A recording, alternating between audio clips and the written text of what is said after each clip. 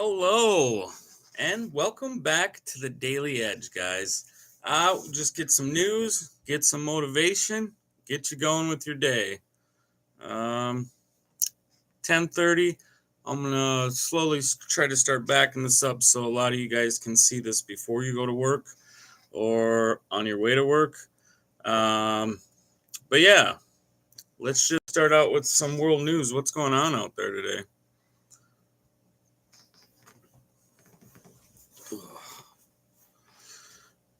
Let's see. I know The biggest world news today is coming from Bangladesh, the Middle East, and an update on the situation in Venezuela. Bangladesh ousted former Prime Minister Sheikh Hasina was sentenced to death today by a special tribunal. Okay. She was convicted of crimes against humanity related to the deadly crackdown on student protests last year that led to the collapse of her government.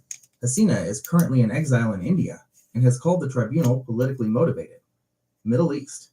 Israeli forces have killed at least 3 Palestinians despite the current U.S.-brokered ceasefire. Organizations are reporting that restrictions on essential supplies like food into the Gaza Strip are continuing. Venezuela. The U.S. has designated a Venezuelan group, the Cartel de las Soles, as a terrorist organization.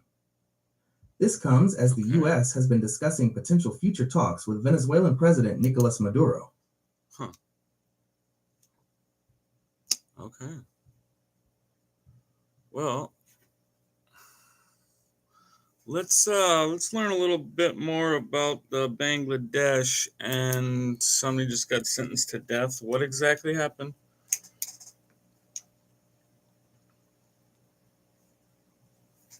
The death sentence for former Prime Minister Sheikh Hasina stems from her government's fatal crackdown on massive student-led protests that took place in July and August of 2024.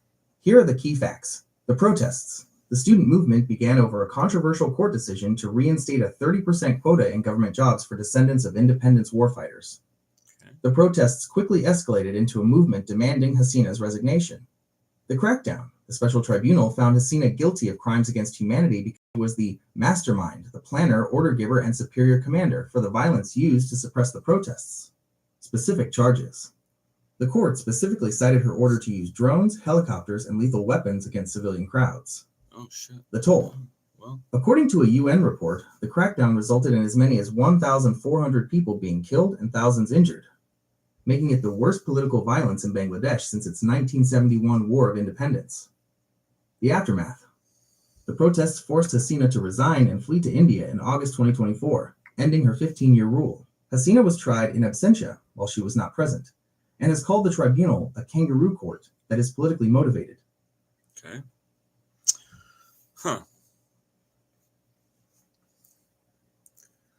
If she's getting charged with murder and all that because of 1,400 people that she killed, why would Israel's leader not be getting charged with the same thing because he's killed more than that, I believe, in Gaza?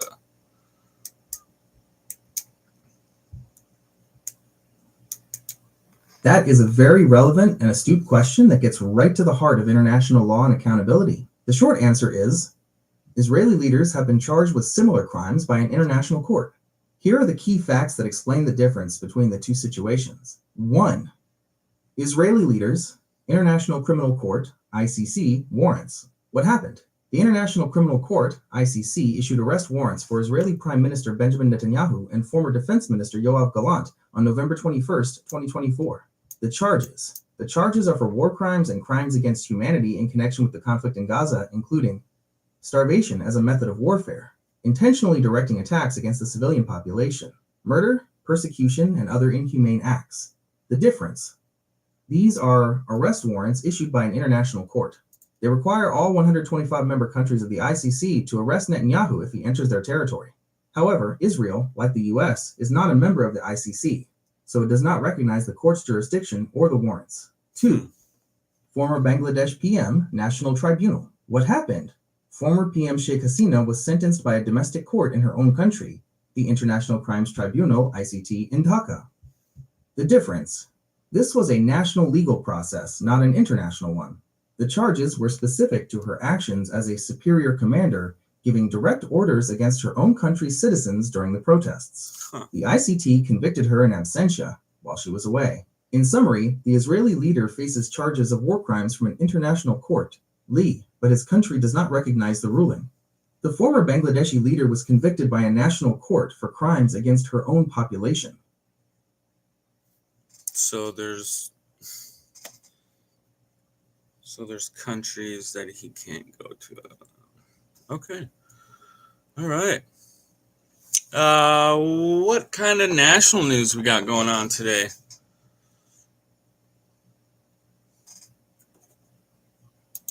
We have a few significant national stories today, focusing on foreign policy tensions and a major science launch, USS Ford and Venezuela. The U.S. Navy's advanced aircraft carrier, the USS Gerald R. Ford, has arrived in the Caribbean. This is part of a large military buildup called Operation Southern Spear, which the administration says is a counter-drug operation targeting the Cartel de los Soles, which the U.S. has designated as a foreign terrorist organization. Satellite launch. The Sentinel-6B satellite was successfully launched by SpaceX this morning. This international mission is critical for collecting precise sea level, wave height, and wind data for climate monitoring and greatly improving global weather and storm forecasts. Health study. A new study suggests a link between the consumption of ultra-processed foods and an increased risk of colon cancer. Okay. Everybody should just grow and eat their own shit. Not their own shit, but if everybody just had some animals, and I don't know. Kind of wish we evolved differently sometimes. Health studies. All right, let's jump right into local. Screw it. What's going on locally?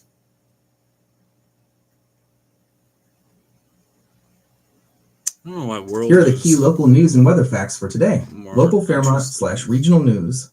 Fairmont City Council meeting. The City Council meets tonight at 5:30 p.m. Okay. The agenda includes discussions on a proposed local option sales tax, a city code change regarding the fire department, and an investment report. Theft by swindle. A Fairmont man is facing felony charges in Martin County District Court for allegedly bilking an elderly Fairmont woman out of thousands of dollars for home improvements. Northern MN shooting. In Cass County, northern Minnesota. A sheriff's deputy was shot and a suspect was killed during an exchange of gunfire following a foot pursuit yesterday afternoon. No way. The deputy was airlifted to a hospital. Fairmont weather. Today, Monday. Current. 44 to the power of Cirque. F feels like 39 to the power. All right, let's, where was that northern Minnesota shooting?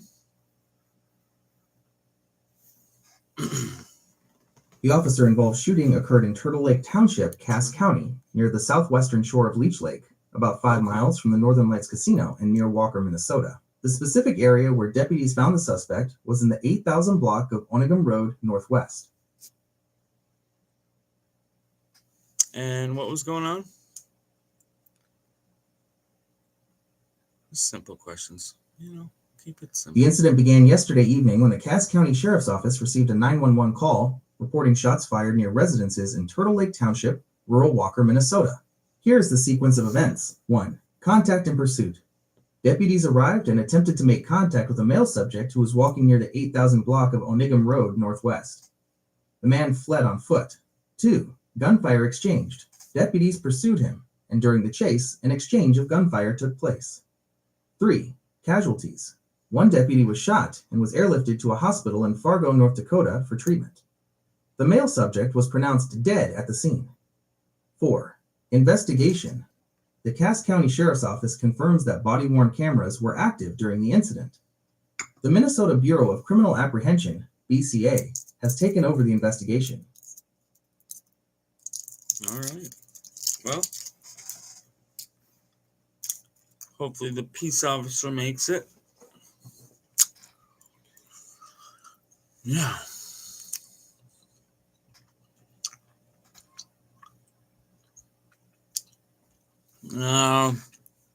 What other news we got?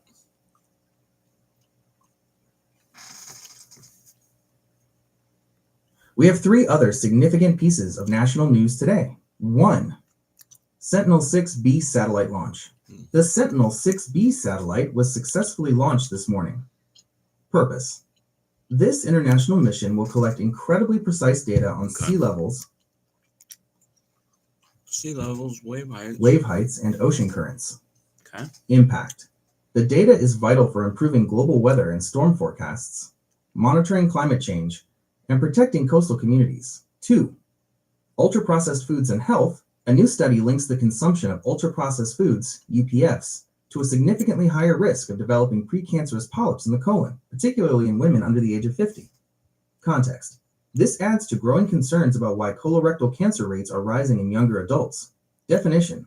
Ultra-processed foods include packaged breads, ready-to-eat meals, sugary cereals, and other heavily processed items that are often high in sugar, salt, and unhealthy fats. 3.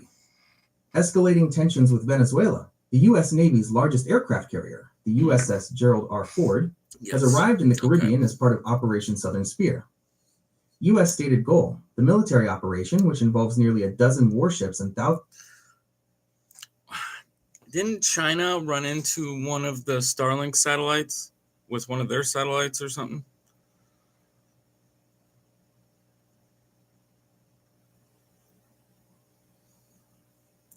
Or maybe that's just something. That is a widely discussed topic, and the concern is about near misses and avoidance maneuvers, not an actual collision. Here are the facts. Near misses. In 2021, China formally complained to the United Nations that their Tiangong space station had to perform 2 separate emergency avoidance maneuvers to prevent collisions with Starlink satellites in July and October of that year. Space debris risk. In August 2024, a rocket carrying satellites for China's own mega constellation, Tianfan, accidentally broke apart, creating a large field of space debris that Starlink and other satellites must now actively avoid. The intent. China has expressed strong concern over the large number of Starlink satellites, viewing them as a potential military threat. Chinese researchers have published papers on methods to counter or sabotage the Starlink network using technology like high-powered lasers and electronic jamming. So while there was no collision, there have been multiple close encounters that forced the Chinese station to dodge the Starlink satellites. Anybody want to know anything more about anything? Jump in the weather quick. Let's get a 7-day forecast for Fairmont.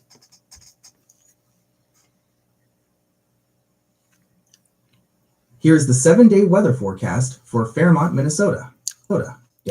Soda day. We got 50 today, highs. We're hitting 39 tomorrow. Then 46, 47, 44, 51, and 53 for next Saturday and Sunday. All right. Is there any positive news? We got any positive news in the world today? Maybe there's something awesome going on, you know? Yes, there is always positive news happening around the world. Let's hear it. Here are a few pieces of inspiring and good news from today and this week. Solar Power for Climate Action, a North African startup, Baco Motors, is using solar panels built directly into their ultra-compact cars and cargo vans to allow them to charge themselves. This innovation aims to reduce reliance on the power grid and tap into renewable energy. Literacy and community safety. A University of Rhode Island professor's research was recently lauded for highlighting how public libraries are vital safe spaces for children who must care for themselves after school. Her work suggests that simple actions, like library staff learning the children's names, can build more positive relationships and community safety. Agreed. Scientific breakthrough in cancer treatment, the European Medicines Agency, EMA, gave a positive opinion for orphan drug designation to BioInvent's drug candidate, BI 1808, for a rare type of cancer called cutaneous T-cell lymphoma. This designation promotes the development of drugs for rare diseases. Legacy of innovation. Today marks the 55th anniversary of the patent presentation for the first computer mouse by inventor Douglas Engelbart. Okay. A reminder of how small, clever inventions can fundamentally change the world. Using one right now. Small, clever inventions. Create something. Okay, there's some positive news for you this morning, guys.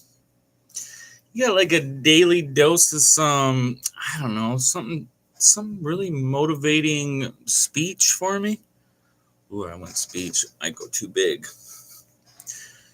I'll be listening to this. That is a wonderful compliment. Okay. I'm truly glad to hear that I can be a source of motivation for you, whether we're discussing YouTube strategy, current events, or just finding the facts. I'm ready whenever you have another question, whether it's related to the news, what I was trying to say is, do you have something motivational for us today? Kind of wrap everything into one little thing and give us something motivational.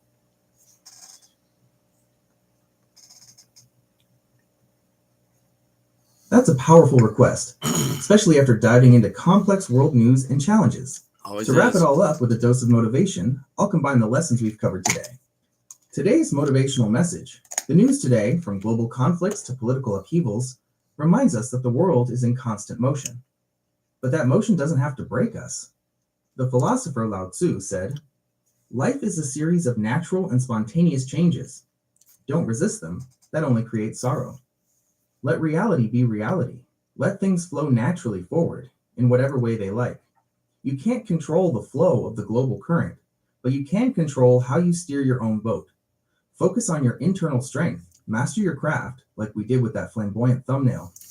And remember that every challenge the world throws at you is simply an opportunity to prove your own resilience. The greatest strength isn't the ability to avoid the storm, it's the courage to adjust your sails and navigate through it." Is there anything else I can help you with for your live stream? Well, Or would you yeah. like to review any of the news topics?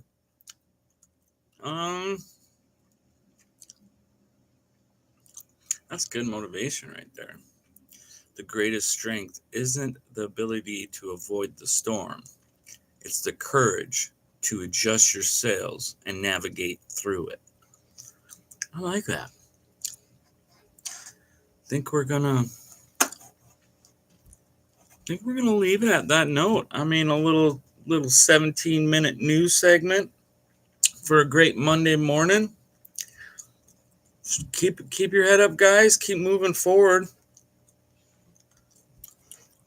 Kick some ass, take some names. Till next time, guys.